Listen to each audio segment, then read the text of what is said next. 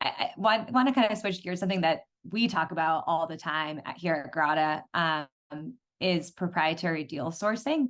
And it's something that a lot of the GPs that we speak with are really putting a lot of time and effort into. So it would be really great to hear your definition of what that means. I think we're probably more, I would say we're purists when it comes to the definition. So truly an unintermediated bilateral process.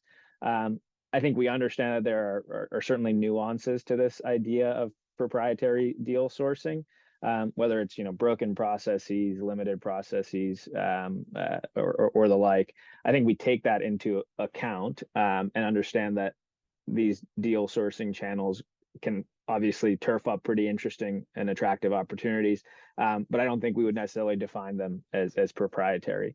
I think what LPs are truly looking for is evidence of your sourcing process working, and I think the proof is probably in the pudding, so to speak. Where in this case, the pudding is deal flow volume and quality of deal flow, and that might be judged by entry valuations relative to the comparables, or how well it fits into your strategy and in your sweet spot. Like Aditya's definition of like them being purists. I think that's a great way to describe it, because you do hear that phrase in almost every discussion with a GP. And so a lot of times it's really relationship sourcing is something we kind of have to unpack in each meeting. So I think for us, relationship just means like, what are the key things you're bringing to the strategy, to the types of deals that you want to do that someone else, like, frankly, can't do or is, giving you that edge, I guess. So, sometimes a GP will come in and they'll just say, look, these are where our relationships they're with the smaller banks. And so we look at deals with the smaller banks, but here's why they call us first, and we tell this to all of our new managers and our managers that have been around forever. Like, you get that meeting, and it's important to bring across your differentiation and to really help us to understand what are the key elements of your sourcing and your deal flow and your portfolio construction that make you you.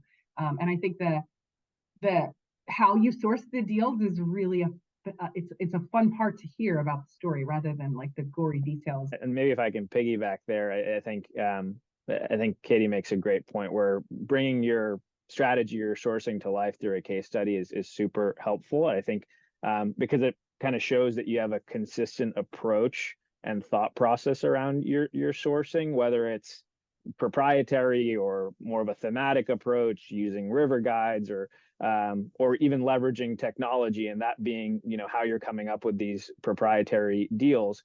Having that case study to showcase that is important, because I think it kind of highlights that where your strengths are and you've been able to use those to generate attractive deal flow, get a deal done, and that deal is hopefully doing well.